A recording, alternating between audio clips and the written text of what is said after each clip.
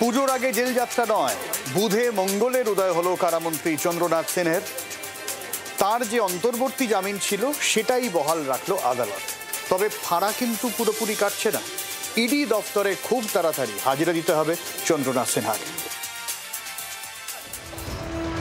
নিয়োগ দুর্নীতি মামলায় বড় স্বস্তি পেলেন রাজ্যের কারামন্ত্রী চন্দ্রনাথ সিনহা। অবশেষে কেন্দ্রীয় তদন্তকারী সংস্থার আর্জি খারিজ করে মন্ত্রীর অন্তর্বর্তী জামিন আবেদন বহাল রাখল আদালত।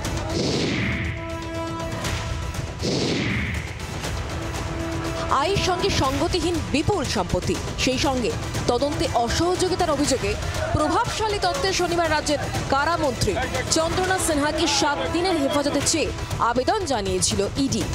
এদিন সেই আবেদন খারিজ করে দিলেন বিচারক। নিয়োগ দুর্নীতি মামলায় কারামন্ত্রী চন্দ্রনাথ সিনহাকে হেফাজতে নেওয়ার ইডির আবেদন খারিজ করল ইডি বিশেষ আদালত। ইডি বিশেষ আদালতের বিচারক শুভেন্দু সাহা তার স্পষ্ট পর্যবেক্ষণ যে গত 2 বছরে এনফোর্সমেন্ট ডিরেক্টরেটের তরফ থেকে যে তদন্ত করা হয়েছে সেখানে কোনো প্রম্পট অ্যাকশন ছিল না। এর পাশাপাশি যে সমস্ত যুক্তি, সওয়াল জবাব, তথ্য প্রমাণ, নথিপত্র তার সামনে পেশ করা হয়েছে তা দেখে তিনি মনে করছেন না যে চন্দ্রনাথ সিনহাকে এই মুহূর্তে হেফাজতে নিয়ে জিজ্ঞাসাবাদের প্রয়োজন রয়েছে।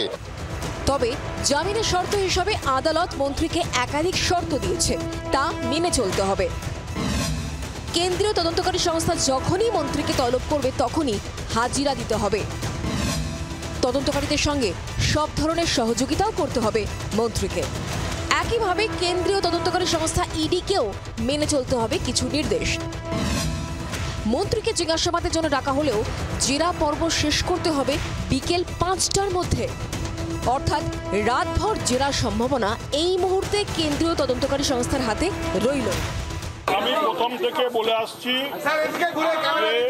বিচার ব্যবস্থা আমার আস্থা আছে এবং ভবিষ্যতেও থাকবে। এবং আজকে আপনারা নিজেরাই শুনলেন, যেন তো কোনো অন্যায় করিনি এবং বিচার ব্যবস্থা সঠিক সিদ্ধান্ত। চন্দ্রনাথের জামিন নিয়ে জারি রাজনৈতিক দরজাও। ইডিকে নিশানা তৃণমূলের, পাল্টা তদন্তে সত্যিই বেরিয়ে আসবে বলছে বিজেপি। এখনো জেলের বাইরে আছে। হ্যাঁ, হাজিরা দিতে বলেছে, আসতে হবে। দুর্গাপুজোর মধ্যেই বিসর্জন না হয়ে যায়।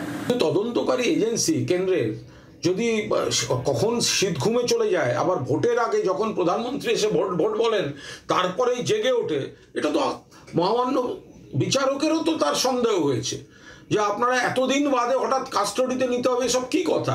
ফলে আইন নিশ্চয়ই আইনের পথে চলবে। ইডির দাবি প্রায় 159 জন প্রার্থীর কাছ থেকে গড়ে 8 লক্ষ টাকা করে নিয়েছিলেন মন্ত্রী। অঙ্ক দাঁড়ায় প্রায় 12 কোটি 72 লক্ষ টাকা। কিন্তু এত বিপুল অর্থ কোথায় গেল তার কোনো উত্তর এখনো মেলেনি।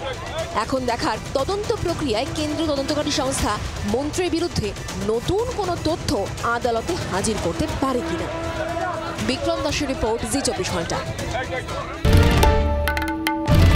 বাংলার আওয়াজ, বাঙালির আবেগ, জি 24 ঘন্টা।